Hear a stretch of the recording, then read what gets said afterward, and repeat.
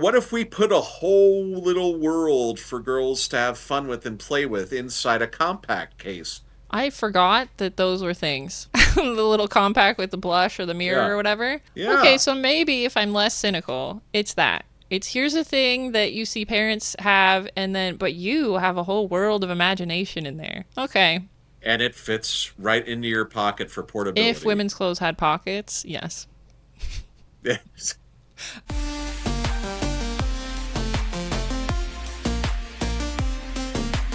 Welcome back to part two with Phil Smith, where we talk about other toys we loved during the 80s and 90s, from Nerf to Pogs to everything in between.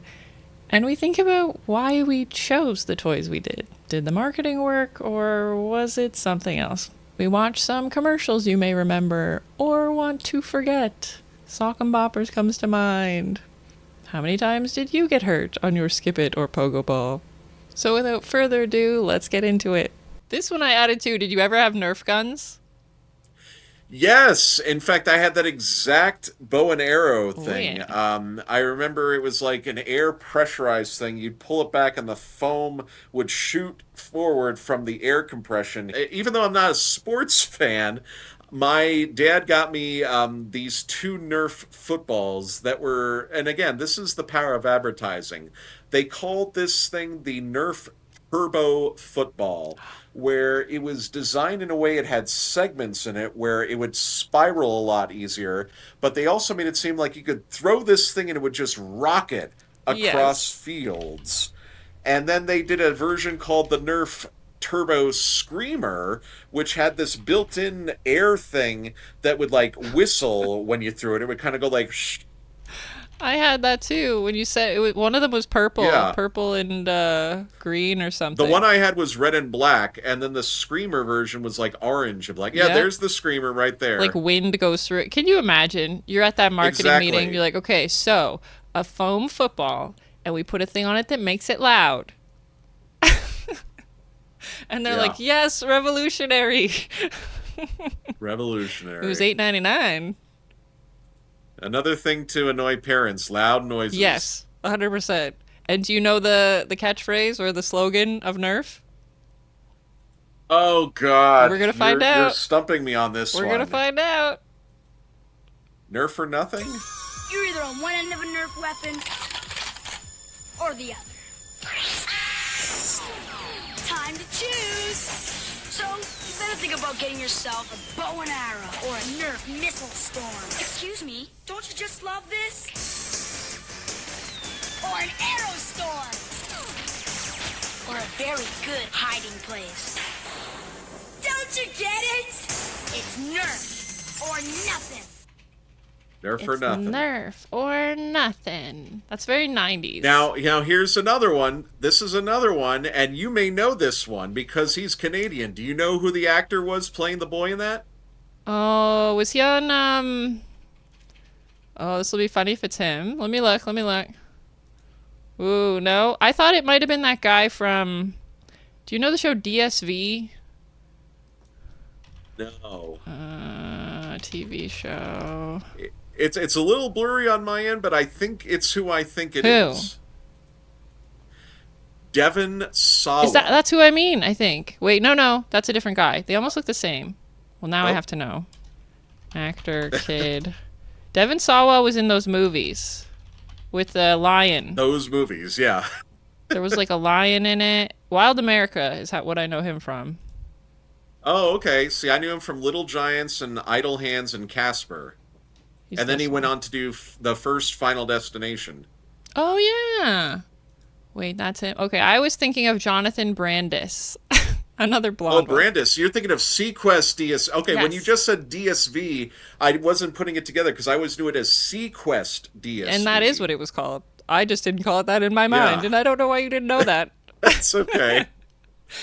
When you say it differently, Yeah. it changes the whole perspective. But I also know, especially in Canada, there's TV series that have a wholly different title Yeah. than when they get imported over for the United States. Like there used to be a primetime drama on Nickelodeon that was in Canada and Ryan Reynolds was on it. It was called 15 in the United States, but in Canada it was called Hillside. Oh, I never watched that. We're watching a show right now that has two different titles. In the rest of the world, it's called Survive That, and in America, it's called Dude, You're Screwed. So those are just the different markets. You're screwed. Yeah. Wow. It's an old show. But yeah, Nerf, it's Nerf or nothing. Loved that. Nerf or nothing. Loved the vibe of the cool kid. You know, we all thought we were that. And not that nerd kid who's getting chased. Rude. Right. How come all these advertisements are like, bully your friends better? Yeah. They did a similar version for the commercials they first started doing for, do you remember the Super Soaker water guns? We're getting there. Oh boy, I'm jumping the gun. That's exactly. As soon as I thought of Nerf, I thought of them. And do we still tell kids to shoot Nerf things at each other? Because my son did go to a Nerf party. No. I think there's no more commercials like it, but the parents still remember this. So I think when he was in, was it third grade? But this one kid had a birthday party and it was a Nerf party. And I was like, okay, right? Maybe it'll just be this. Like, I remember the bow and arrow and it, ow, a little bit and whatever. The Nerf guns now, they have like a whole, what are these called? When like a machine gun thing that you can like snap in. Oh, magazine. Yeah, they got magazine. They're fully automatic Nerf, whatever this is. The kids are crying. They're crying almost right away, but then they're fine. But then they're crying, and I was like, I don't know. Where's my bow and arrow? They've gone very high tech, is what I'll say about that. You know, it's interesting you're asking out loud there, where's my bow and arrow? But that's another big thing about those toys. That's always, there's, bad with good. Yeah. You've got a great toy. You love playing with it. But what happens when you lose part of the toy? The arrow goes over the roof. The arrow gets stuck on the roof. It ends up in a neighbor's yard. And as mom and dad always said, if that goes over there, you're never going to see it again. Yes. And now they sell, which is insane. Now they sell like packs of the bullets. So you can get like a 400 pack of the bullets so that you never have to find them again. But yes, you do. Go clean them up. Yeah. Better not be coming in my yard. Where'd they land? Now, when you sent me this picture, I had no recollection. And then as soon as I watched the ad, I knew it. The crash dummies were, this is another clever creation here. The ad council created a way to combat people getting into car accidents by issuing these buckle up for safety PSAs in the early 1980s with two crash test dummies that could talk named Vince and Larry. And they clearly were targeted for kids, but it was meant to be a PSA on the fatality numbers that had been popping up since the early 80s in America. So the ad council figured, not only is this great for adults, but to make sure kids always buckle their safety belts, because the ads used to always end by saying, don't be a dummy, buckle up for safety. You remember. They do. They say it right here. I do. Crash dummies! I feel like a wreck. Free! When dummies get behind the wheel, it's their job to crash. I'd like to see you do that again. Whatever you say, kid. Crash! With a crash car, they meet everything head on. I just love going to pieces. Don't you be a dummy. Buckle your safety belt and leave the crashing to us. The incredible Crash Dummies! Each car comes with special dummies. Loved it. And I wondered. That's why I put these notes to remind myself. I was like, why are they saying don't try this at home? But it's because it's based on that. It was a very popular ad that around 1992 or 3, I don't know how they came to be actual figures and toys, but one day I just went to a toy store and there they were on the wall and I was like, oh my God, Vince and Larry, I remember those guys.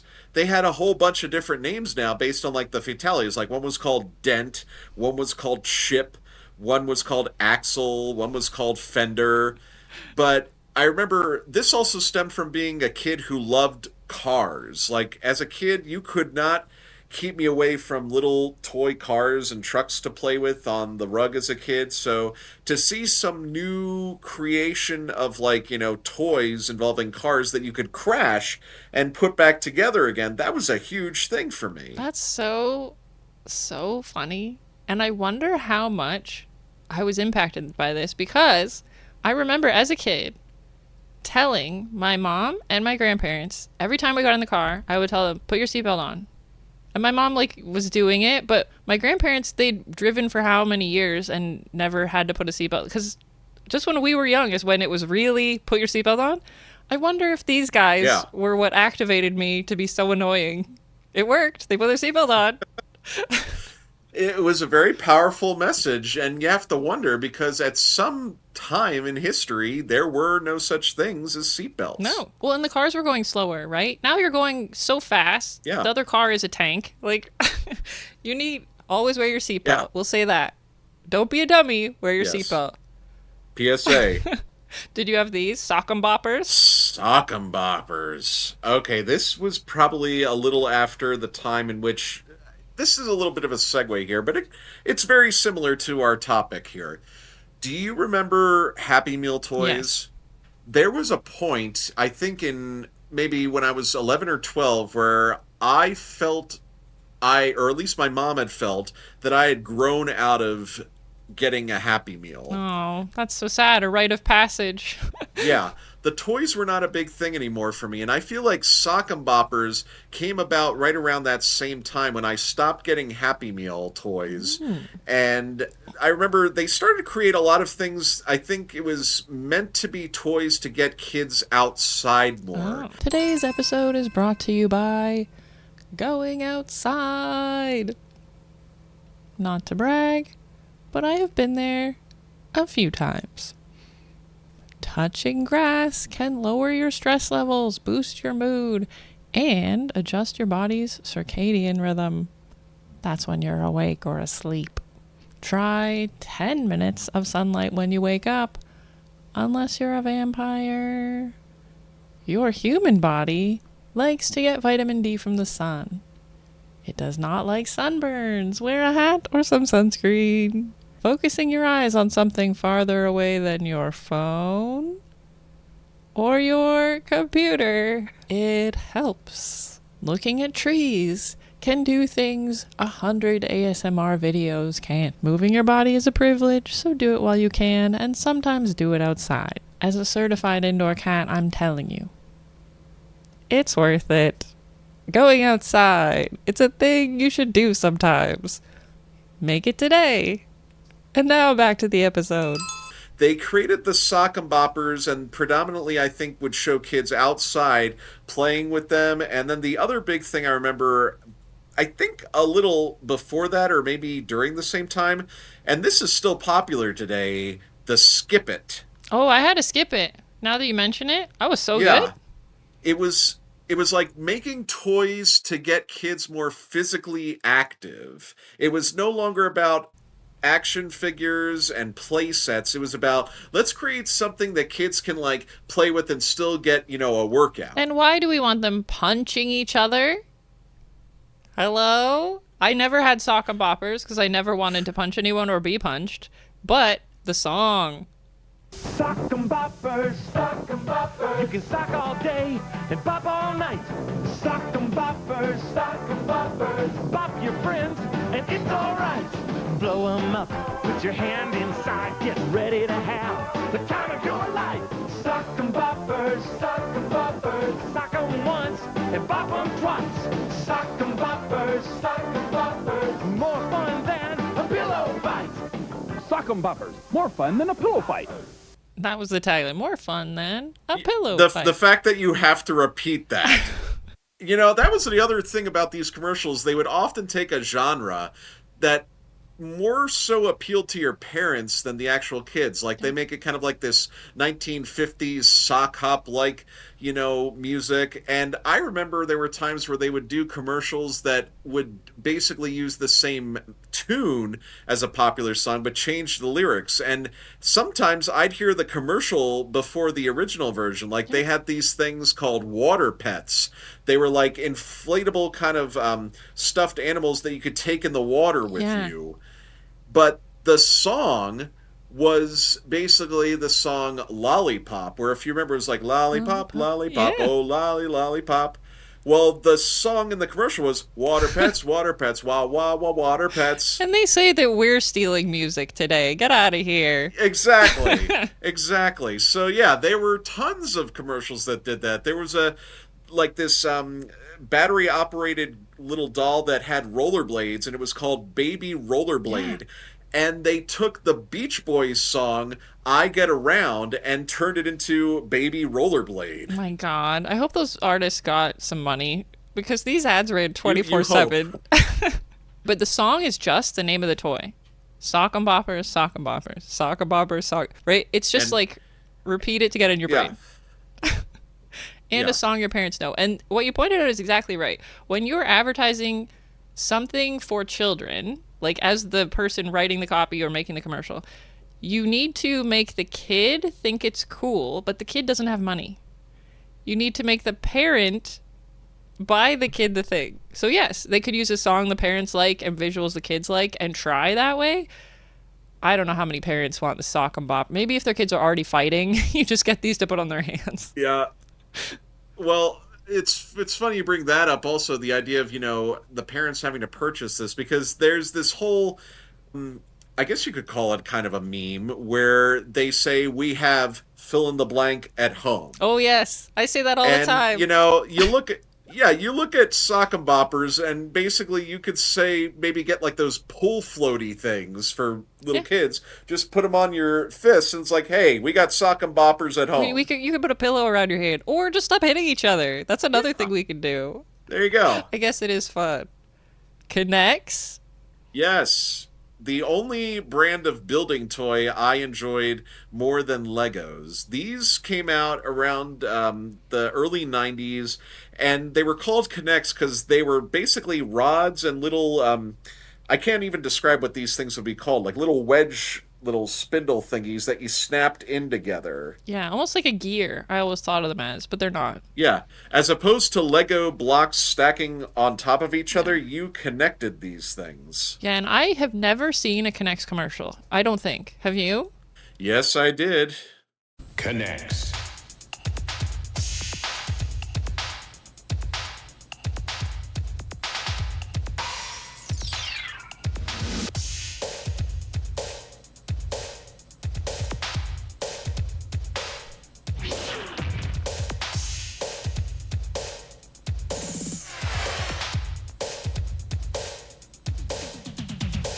Connects, the new snap-together color-coded construction set.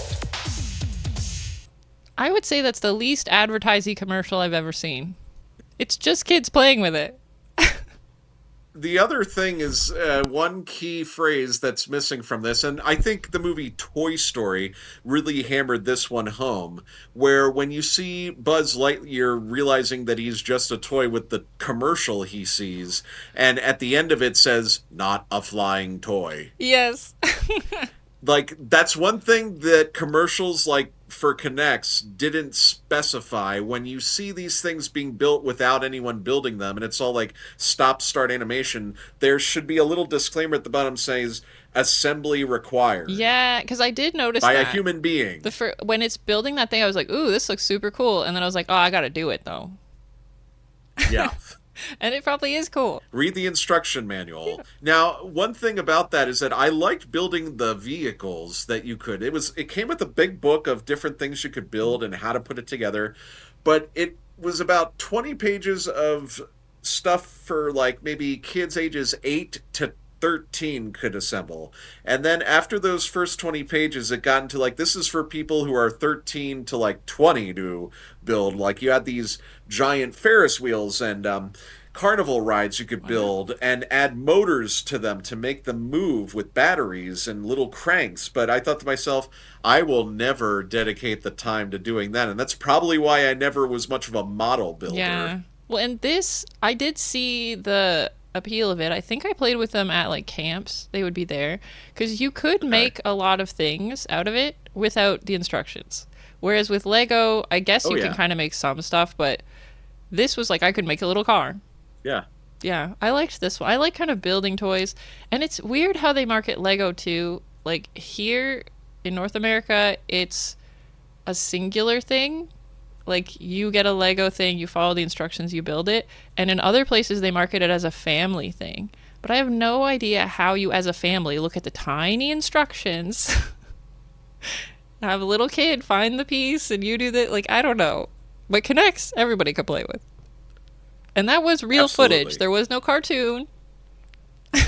And they had that music going. No announcer, except for the end. Yeah. No kid being like, kill your friends, or whatever they're saying all the time. And when you talked about the songs, I think this song for Polly Pocket, I think it's Rockin' Robin. Tell me if I'm right. Hi. Okay. Polly Pocket. Check out what's happening in Right from the get-go, that's Rockin' Robin. Travel with the groom and bride. Wow. There's a Polly World Park with a roller coaster ride. Polly Pocket, Polly Pocket, Polly Pocket. Rockin' Robin. You can order a Rockin' Robin. drive around in the sun. And now you can get a free Polly and a friend. One pair on specially marked compacts while supplies last. You'll have twice as much fun in Polly Pocket. Polly Pocket compacts, each sold separately from Mattel. Each sold separately. What was the boy version? Each sold separate. Yep. Well, they had that with, do you remember My Buddy? Mighty Max and My Buddy, right? Was that the other one? Well, My Buddy was like a child doll yeah. that you could bring around with you, and then they created the girls' version, Kid Sister. That's right. And it was My Buddy that was what inspired, in terms of the darker stuff, Child's Play. Yeah. They do look like that. They do look like that. Ooh. And I think it was Mighty Max? Mighty Max. Oh, Mighty Max. Yeah. Yeah. Yeah, that was the boy Polly Pocket, essentially. But I think one of the big differences between those two, Mighty Max, I think, got his own cartoon show. He did. And part of this, I was going to go on a rant. Gendered toys pissed me off so bad. Because why do Polly Pocket, she's got a water slide. Mighty Max has a skull layer with booby traps. Like, a dungeon. It's so much cooler. Maybe I just have internalized misogyny. I don't know. Polly Pocket, I think I had one because someone got it for me because I'm a girl. And they were like, here's a Polly Pocket for you. And I was like, okay, right. I think I had one Barbie that my mom had when she was little. I was like vehemently against the girl toys. There was that ad for Baby Alive where you have to feed it and then it pees. Yes. What are we talking about? This is the pre-high school parenting class where you had to carry an actual like baby doll that interacted with you and like would cry if you had to like feed it. That's fine for people who want to take care of a baby, but I hate that it was assumed that all girls want to take care of a baby. As long as they're all in the same aisle, Yes. have whatever toy you want. I can't imagine anything I want less than changing a doll's diaper.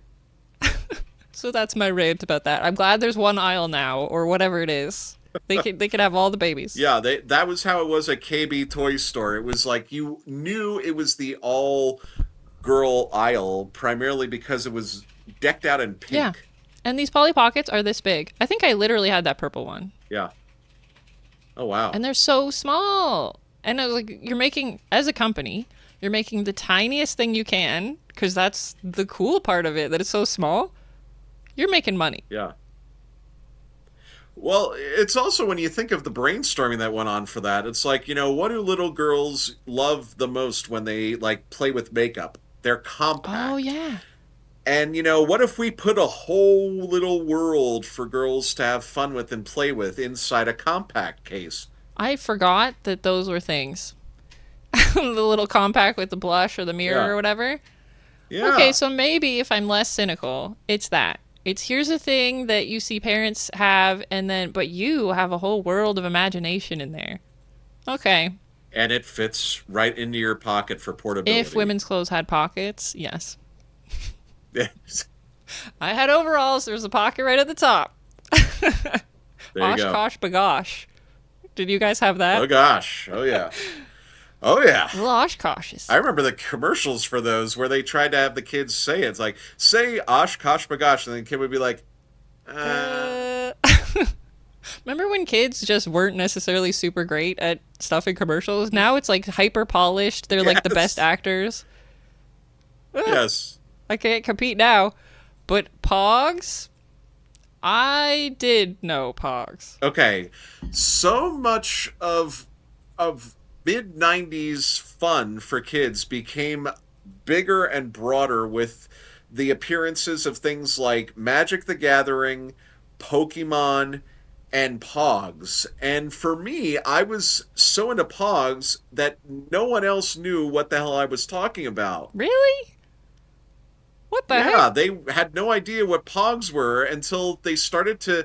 This was a big thing at the mall. They suddenly began to have these little kiosks where instead of just the stores themselves, spread throughout the mall, they started to have almost like these hot dog cart looking things with display cases. And they started to do this with yo yo's, they started to do this with trading cards, and they had a whole kiosk dedicated to Pogs. Oh, then everybody knew. Yeah. This is the commercial I remember. Did you see a commercial before you bought them? All right. I don't think I Oh, did. God.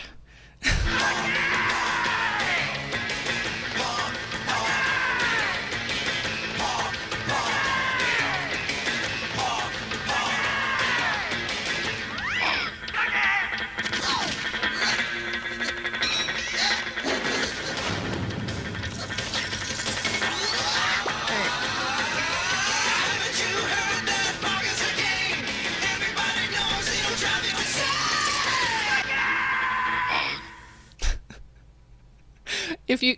You know what's intriguing about that is that it says it's Canada games. Oh, maybe that's why we all knew about it. Maybe it was something we got given by the government. That's probably a Canadian import. Yeah. Because I mean, they explained the history of Pogs being created by a guy who found the milk caps inside a milk bottle and just started to like take them out and like stack them up and then would start throwing them at them, kind of like a variation of the Tiddlywinks game where you'd throw it down and the more Pogs that land close to this person or that person, they get to keep them. Yeah. And they are little milk bottle top things. That's what they seemed like originally. And then Milk to caps. be able to make one for anything, right? And they look cool and like you could trade them. That's smart. Yeah, that I never got to trade any though, but I remember they sold the storage containers for them. Were like these big long tubes, and I had a pretty decent sized tube, but I remember seeing ones that like were about the size of a telescope. They were huge. Like you had to put every single Pog in this thing and carrying it around under your arm or something. I'm starting to correlate this with the people who go to Comic-Con and carry poster tubes to get autographs. Yeah. Some people are serious about Pogs. We never had, not that I saw. So I never got Pogs, or if I did, I don't remember. But in the schoolyard, people would be playing Pogs. Not with that disc thing. They would just play it on the ground, right? No. And I would... Yeah, the game was an afterthought. Yeah, and then this must be like the later ones, because I think they just sold Pogs at first. And you had to have a slammer, right? The heavy one? Yep. To throw it down. The plastic or metallic one. Yeah. And so I would go around to everybody playing the game, and I'd say, can I have a Pog? Right? Like, I'm just annoying everybody. And they'll give me, like, the Pog they don't care about for me to be quiet. Eventually, I had a lot of Pogs. That's also how I got Magic cards. It was really much more for me just about collecting the unique variations. Like I remember the kiosk stand at the mall at the time. This was again like 1995, and one of the big movies that had just come out was the Little Rascals movie, and they had Little Rascals Pogs, and I remember getting about 5 of them. Like I think they had this deal where like you could choose like 5 Pogs for $1. Yeah. And do you think they actually licensed I was like, I've got $1. Or do you think it was just like, we're just going to print this on Pogs? I'm pretty sure they licensed it because I mean I know this is going back like over 25 years now, but I'm pretty sure I remember seeing on the back like Little Rascals used by permission of Universal Studios. And that would be better. And it was a big game, so I'm sure they did that. We for Yeah. sure had Pogs, but that ad, once I watched it, I was like, oh, I remember this. That's supposed to be like subliminal messaging, very loud, very, don't tell your parents, don't do this at home. All that 90s, like, rebellion of buying Pogs. Yeah. Get your parents' permission before. Well, and what you were talking about, how you had to mail something in, those phrases I remember too. Order this with your parents' permission. Yeah. Send a self-addressed stamped envelope. All those things. Because half the time you had to call a quote-unquote toll-free Yeah. number, but you still have to pay the phone bill. So they would say, kids, get your parents' permission before Because calling. they didn't say that the first 20,000 times, and parents were angry, and they still do that. Yeah, my parents used to show me the bill. Yeah, and with infomercials, they still do that thing of like, you have an hour left, and do you really have an hour left? Is the ad airing another place in another hour? But it's effective to make people act. It's just not necessarily ethical. Yeah. Pogs. Pogs. You already mentioned Super Soakers. Did you have one? Yes, I had two. I had the original advertised one, which was the green Super 50? Soaker 50, and then I got the blue Super Soaker 100, and then when the 200 one came out, which is on the screen right now, my parents refused to get that for me, and I think at the time kids were begging their parents for the 200 because it was considered more of like a combative weapon. Like it resembled in a way the design, I guess, of an assault rifle.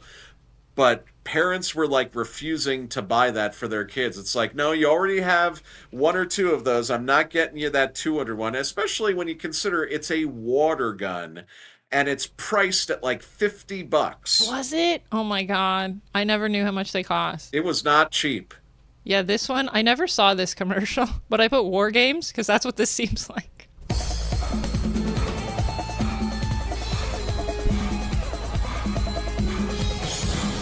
Yeah, I remember this one.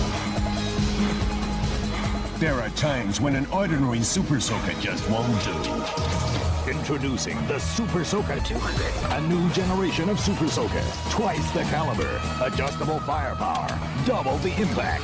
The Super Soaker 200, the ultimate water. He's looking like the Terminator.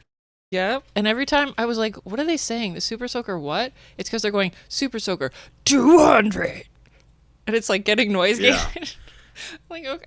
Well, it's funny because we were, talking about this earlier, and, it was this idea of like with Nerf, do you want to be a Nerf guy or do you want to be a nerd? Yeah. The original Super Soaker commercial showed this nerdy boy being like confronted while walking home from school by these two boys with water pistols squirting him. He's like, "What's wrong, Bobby? Afraid of a little water?" Oh, yeah. And the kid goes home and it's like the transformation. He takes the glasses off, throws them down on the table. He puts on like a leather jacket and he opens the closet to reveal, as the announcer says, "Want to combat the guys who have ordinary water pistols? Get the Super Soaker 50.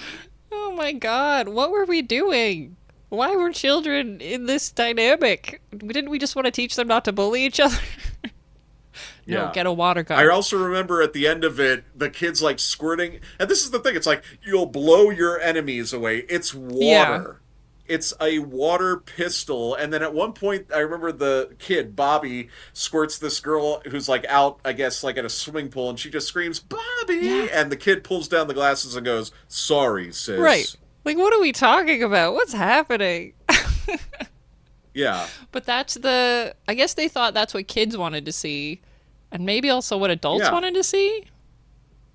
But it was very much a monkey see, monkey do thing where it's like, you too will do this when you buy this item. I wasn't being bullied. And I still wanted a Super Soaker. I don't know. Yeah. And they said, while I was looking at this commercial, I don't know if it was completely true or not, but they said the first ad for it was that you could shoot 50 feet. And so then I was like, oh, is the 100 feet? No, it's 60 feet. But it sounds better. And it was less refills. I remember wanting the 200 because I wouldn't have to fill it up as many times. You could also, I remember with the 200, I think it came with like a strap that you could carry on It your did. shoulder. Yeah. Which is just, this one to me sounded like a car commercial. It has this feature and that feature, and you're going to be amazing, and you're doing Yeah. this. And I was like, do kids want to have stuff that sounds like car commercials? I guess so. They might want to be Rambo. It's funny you mentioned that aspect of it, the terminology used in the scripts, because after the 200, they created one. I can't remember the model, but it was a version that came with this thing on the front where you could turn the stream of the water. And I was like, as opposed to what? Turning You know yourself? they need another feature. You know they need to sell another one. Yep.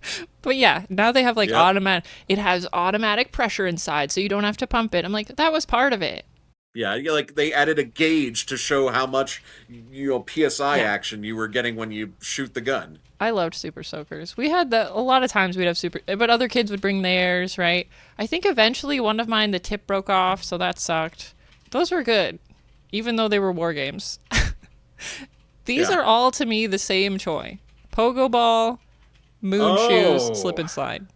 Okay. Yeah, I remember the Pogo Ball was a very 80s thing. I remember though, I thought the Pogo Ball, and it turned out to be called something else. I confused the Pogo Ball with a hippity hop. Do you remember those? Maybe I had a hippity hop. It was a giant ball with a little thing in like between your legs. You just kind of bounced on during like through the Oh, neighborhood. the big ball. I fell off those all the time. Yes, Yeah, yes. I couldn't stay on one of these. That's what I thought was the pogo ball. I didn't realize the pogo ball was where you had to like have really good Yes. coordination with your feet, keeping because like when you jump, your feet have to stay on the Yeah, device. it's ridiculous. They can't jump off of it, or you're gonna jump I got off. really good at it, but like, we'll just look at a second of this. Oh, good, an ad we're trying to watch an ad, and there's an ad. Look at these people. As if, oh, this is high tech right there. That's crazy. As if you can jump that high. This is like they hired amateur gymnasts. Yes. A bigger bounce. They're just hopping onto it and going. That is crazy. You will Yeah. fall down. At moon shoes, I'm falling down. Yeah, moon shoes. That was again one of those like end of the Happy Meal era toys for me, where I remember saying it's like, why would you want to strap these things that make you feel like you're walking in mud and like jump? Like they made it seem like oh, you'll like be lighter than air and you'll jump higher than you ever had before. It's like no, you No, won't. and you got these things that will make you trip and twist your ankle. No. Yeah. And slip and slide. Did I have a slip and slide? Absolutely I did. Does it hurt like crap? Yes. It's the ground. I never did slip and slides as a kid. I remember that was a thing at summer camp. Some days we'd have like these field days where like you had a whole bunch of activities you could do and participate in with like a special ticket. Yeah. And they had a slip and slide set on the grass. But still, when you shot down that thing, your stomach was like damaged Yes, because afterwards. everything it's nothing. It's like a sheet of paper. So all the bumps and Yeah. rocks that are already there is what you're hitting, but I will say the ad for this one I remember and love. Hey, mate, what do you do Okay. when you see a crocodile? You run. Crocodile Mile, a variation. It's Crocodile Mile, the great. Exactly. Same exact thing except with a crocodile thing and a little Yeah. pool. But it's got a crocodile Mile now. and it rhymes and it has a song. Yes. All of these are insane. The reality of them, not good. But thinking of all these toys and whether the commercials worked on you or you hadn't seen them, I can't say that the commercials worked on me more than shows. I think shows were the thing that made me buy a toy. How do you feel about it? Back then, I didn't have what I could call like a list of favorite TV shows. I maybe had about three tops. But when I saw the commercials that I did see, some of them kind of got a little bit up here with me saying, I wish I could have that. And over the years, my parents, particularly my dad, he always made me see the reality of the situation. He said, everything you're seeing on those commercials is fake. Yeah, and it is. It's meant to get you to, get your parents to buy you something that you don't really need in the long run, unless you're one of those people who really did take so much good care of the item that you ended up having it 30, 40 plus years later. And, if you tried to like sell it at a toy show or a comic convention, you could probably get pretty good money for it if you kept it in great condition. Yeah. And with most of these, why would you, right? Like the moon shoes, no, right? Yeah. The Super Soaker and the Nerf guns, those were like things you would play with other kids. So if the other kids had it, you would get it. It wasn't necessarily because of the commercial. It was because you saw it around. I think that's... Right. I had never understood, the Christmas thing of like, everyone needs a Tickle Me Elmo. I thought that was working on the parents more than the kids. That's more of a, like, I can get it for my kid. It was the 90s version of Cabbage Patch Dolls. I think people got me Cabbage Patch Dolls, but, like, I didn't care about Cabbage Patch Dolls, but they did because they thought it was the hot new toy. I'm like, marketing is working on the parents. It was the prime example in the 1980s of mall madness, of seeing parents practically kill each other to get one of these things. This is before the era, I think, in the mid 2000s of saying, these are only limited to like 500 or 1,000. And I think a big idea of that now, and this is something I'm not into, but so many other people are, Funko Pops. Yeah, there's so many of them, and they say there's a limited number, and you have to collect them. Yeah. But it feels like forced scarcity, right? I don't like that. I like toys that are fun and awesome. I don't either. And if you love it, get it. And if you don't, stop putting the same screaming commercial in my face. Yeah, I'm happy to have the toy. I don't care if it was, number 25 out of 50. Okay, right? Like, it's a toy. Toys are for kids. So, I think we've solved it. There was no problem, but we did solve it. You know this question already, right? Let's see. We wind down with a bit of introspection. What's been working for you lately? Honestly, committal to my health and my diet. I've taken great strides to cut a lot of bad foods out of my diet, and I'm losing a lot of weight lately. I'm sure if I was to hang out with some friends I haven't seen in a while, they'd be like, whoa, look at you. And feeling better, right? That's the main part. It feels good to wake up. It feels good going to bed. And throughout the day, I'm not feeling exhausted. I'm not feeling pain. Yes. It's a great feeling. And, sometimes it's a lesson you have to learn midway into your life. It's better to learn it early than to learn it later when there's nothing you can do about it. And the best time to start something that makes you feel better is now. You can't go back in time. No one's given me a time machine yet. I don't know if we have an answer to this, but if someone wants to learn more about like old nostalgic toys and commercials and things, where should they go? A simple YouTube search of vintage toy commercials. I always love doing the decade thing. So I'll do, toy commercials 1968, toy commercials 1982. You can narrow it down specifically, and some people have created YouTube videos of like 2 hours worth of commercials just from 1 year. So it's almost like having your own interactive Saturday morning experience of what it was like watching TV commercials at that time. I think that was going to be my maybe I'll link the people who I took the videos from. Maybe they'll be in there. Absolutely. I can't name like any specifics, but simple Google, simple YouTube search. There are tons of people who archive this stuff like it's their daily regime. I love it. And if someone wants more Phil, where should they go? Check out Amy's Was podcast. There you go. Check out Jeff and Xander's Dudes on Cinema. Check out Tom Reese's 21st Century Audio Theater recordings. I'm there. If I'm not there, then just, reach out to Amy, reach out to me directly. She'll link my socials in here, drop me a line, drop me a message, say, hey, I remember that too. Let's chat about it. Exactly. Love it. We end every episode with an exceptional intro that I haven't thought of yet. Until then, we're stealing. Not a flying toy. Awesome.